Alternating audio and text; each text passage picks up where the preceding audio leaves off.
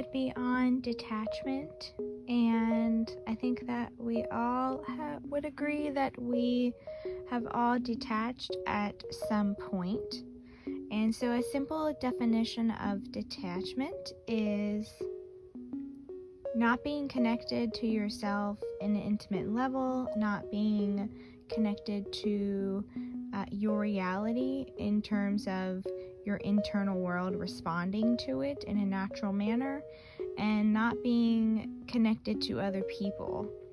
So some examples of detachment are ignoring the present moment, and this can be described as you can either be daydreaming or pretending to be someone else, interacting with other people, or thinking about what you're going to make for dinner, not really engaging in your current environment due to it being really boring or ordinary, or simply because you don't want to be there. So you kind of check out is what I like to call.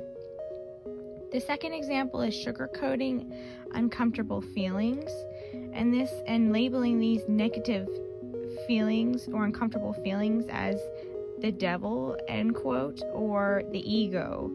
So you don't really identify with anything that's uncomfortable. You're only gearing towards positivity or positive focus. The third example is being overly idealistic, and this includes striving towards perfectionism or being the victim or the hero, and it kind of voids out being in what is actually real or what is actually happening. And the last example is believing you are better than others based on personal beliefs, and it's not leaving room for other people to have thoughts or experience things differently than you. So, the opposite of detachment is intimacy, and this has to do with feeling into someone or something. It has to do with understanding this person or subject, and this can include different experiences or different ways of what I like to call being. So detachment is a coping mechanism, and it actually voids out what it is to be a human being. So human beings were given a very complex nervous system, a very complex mind and brain. So when you detach, you're basically trying to void out what it's like to be a human being and being kind of what I like to call bypassing humanness.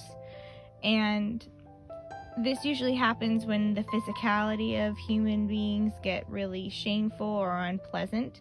So you kind of check out with life. So it's very helpful to have a strong sense of self.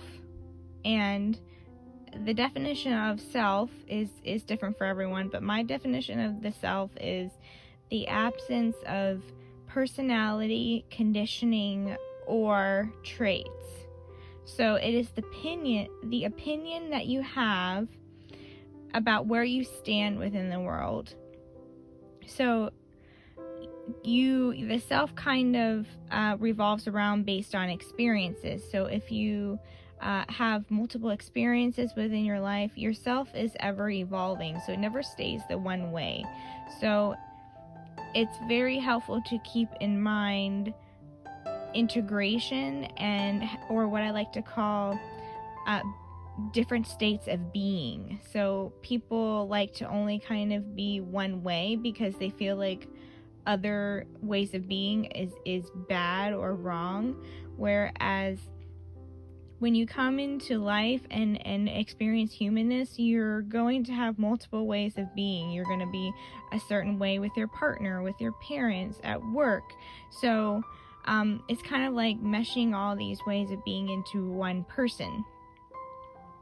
So if you have a tendency, like most people, to detach in today's society, which is pretty prevalent, detachment can range from disassociation altogether, where it's completely disregarding your reality, whereas you don't remember certain time events, or time seems very slow or fast. But to be able to do emotional check-ins and to be able to identify what needs to be done based on being in tune with your internal world. So we were given a nervous system, a brain, and we were given ways to resolve conflict, which makes us unique, and it makes us to be able to evolve as a human race. So and according to my opinion, there are actually only 4 emotions within a person. Now, I looked at others, opinions, and other sources have said there's a lot more than 4. But the reason why I only say there's only 4 emotions, because these particular emotions are kind of like the fundamental groundwork, and I'm going to be naming them in a minute. But things like being ecstatic, terror, horror, tremendous, surprise, these are all kind of like the complexities of the original 4 emotions. So the 4 main emotions that human beings have are happiness, sadness, fear, and anger. So happiness, sadness, fear, and anger. Those are the 4 emotions. And what I like to point about emotions is that if a person doesn't like emotions, it means they don't know how to utilize it to get what they want in a healthy manner. People that suppress their emotions or their internal world do not know how to get what they want, or they are taught that feeling is bad, or their feelings are too overwhelming for them, so they tend to disregard it. Anger is the emotion for change. Fear is an indication that you either need to take action into protecting yourself, or there's already a core wound there that's being triggered. Sadness is a loss of something that was fundamental to your well-being. And happiness is the feeling of you have achieved a need or a want that has really been wanted. So happiness shouldn't be like the go-to. Like, you should, if you're happy all the time, it usually means that there's something wrong.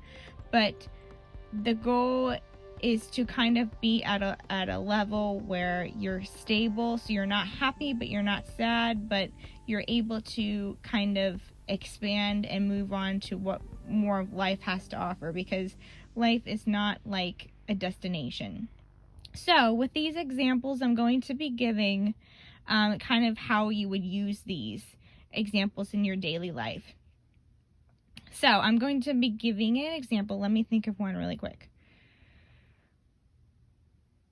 Okay.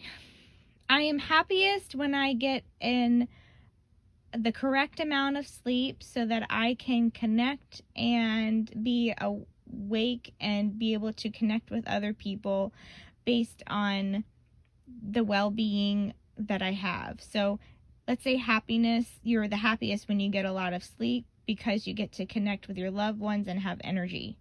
So that's like the main focus. So when you become sad, it usually means that there's a loss. I'm sad that I'm not able to connect with my loved ones because I am tired. I fear that I won't be able to connect with my loved ones because I might feel lonely. And the last one is I'm angry because I'm tired all the time and I don't get to connect with my loved ones. So if you actually use these particular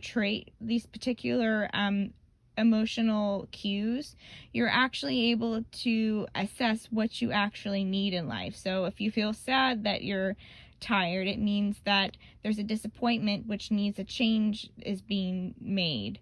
Or you fear that you're going to lose all connection with other people because you're not addressing that you need more sleep within your life, and therefore your well-being is like really important. So this is just a small example, but it could scale into like a bigger example, such as actually a really common one is, I am happy when I feel fully present with other people. I feel sad when I do not get to feel seen, appreciated, and loved by other people. I fear that no one will see me, hear me, or understand me.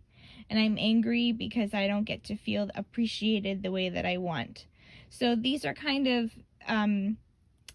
cues as to how to use emotions to be able to get what you want. So you're more or less likely to want to detach, and it kind of gives you a more of a sense of power within your life. So I hope this was helpful for you guys, and of course, I love you so much, and I will leave my other content in the description box below, such as my articles and Spotify, and all that fun stuff in the description box below. I hope you guys have a beautiful day, and I will see you on my next video.